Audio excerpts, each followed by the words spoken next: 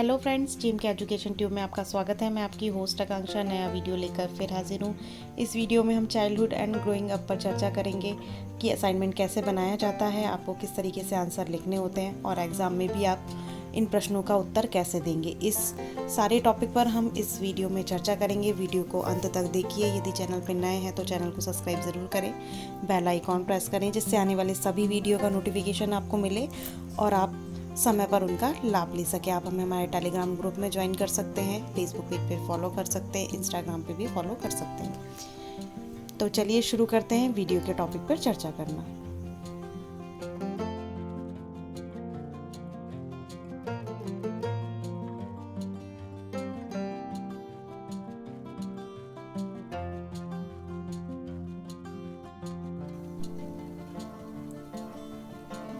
आपको हर सेमेस्टर में कुछ असाइनमेंट के क्वेश्चन दिए जाते हैं, उनके आपको आंसर लिखने होते हैं। तो यहाँ पर कुछ आंसर हमने डिटेल में लिखे हुए हैं क्वेश्चंस के।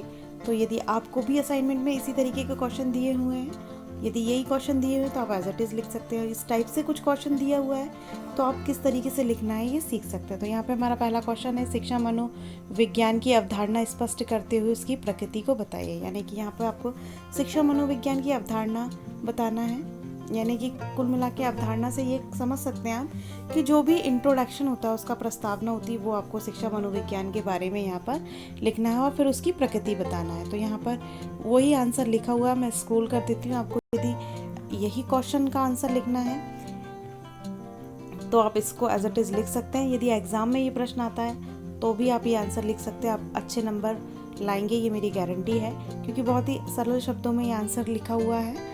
आपको जो भी असाइनमेंट क्वेश्चन दिए जाते हैं वही क्वेश्चन दिए जाते हैं जो एग्ज़ाम के लिए इम्पॉर्टेंट होते हैं। तो शिक्षा मनोविज्ञान क्या है, ये सारी चीज़ें यहाँ पर एक्सप्लेन की हुई हैं। तो आप वीडियो को पुश कीजिए और लिखिए। यदि थ्योरी को समझना चाहते हैं कमेंट कीजिए, मैं अगले वीडियो में आपको एक एक आंसर, एक एक टॉपिक की थ्योरी एक्सप्लेन करूँगी।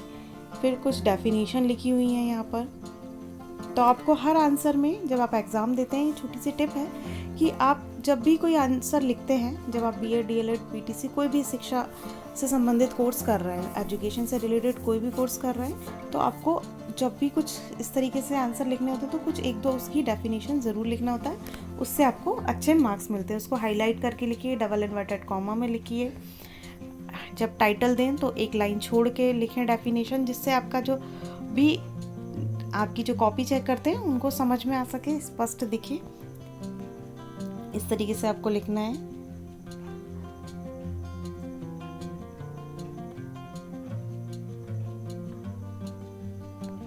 फिर हमारे इसी आंसर के अंतर्गत अगली हेडिंग है शिक्षा मनोविज्ञान के उद्देश्य, की शिक्षा मनोविज्ञान के क्या उद्देश्य हैं। तो यहाँ पर कुछ उद्देश्य दिए हुए हैं। फिर शिक्षा मनोविज्ञान का कार्य क्षेत्र आपको बताना है कि क्या उसका कार्य क्षेत्र है।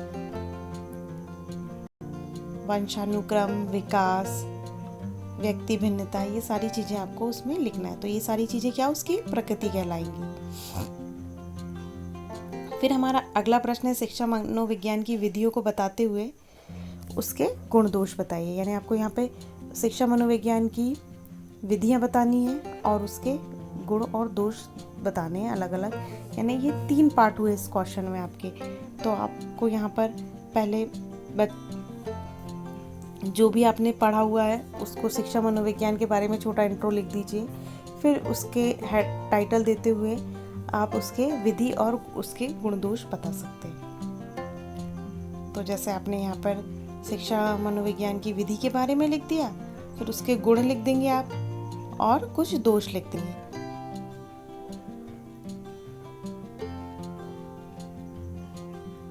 हर विधि के अंतर्गत ये लिखे हुए हैं।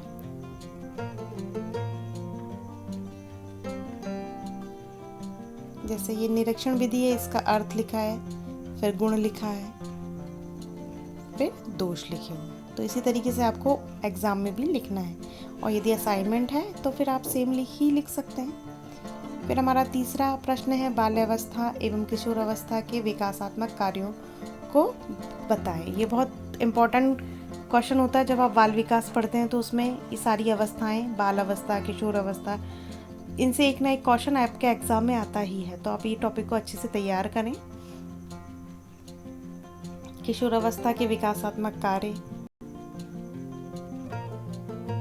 फिर अगला हमारा प्रश्न है फायड के व्यक्तित्व विकास के सिद्धांत को समझाइए। ये भी एग्ज़ाम के लिए बहुत इम्पोर्टेंट है, आता ही है। जब मैंने अपना बीएड का एग्ज़ाम दिया था तो उसमें तो ये क्वेश्चन आया ही था। काफ़ी सरल थ्योरी है, यदि समझना चाहते हैं, यदि समझ में नहीं आता है तो आप मुझे कमेंट करके बताइए। मैं इस पर एक वीडियो बनाऊंगी पूरे लेक्चर का, आपको पूरा एक्सप्लेन करूंगी। और यदि आपने वो वीडियो देख लिया और मैंने जो एक्सप्लेन किया तो वो आप कभी भूलेंगे भी नहीं। तो इसमें इदम, अहम और परम, इनके जो सिद्धांत हैं उसी के अनुसार है ये सारा।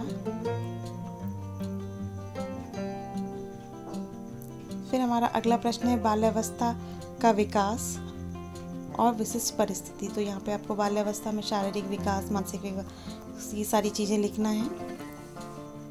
पूर्व बाल्यावस्था में संज्ञानात्मक विकास, बाल्यावस्था में सामाजिक विकास, पूर्व बाल अवस्था में सामाजिक विकास, उत्तर बाल्यावस्था में सामाजिक विकास, लिंग की भूमिका को प्रभावित करने वाले कारक, ये सारी चीज़ें आपको बताना है।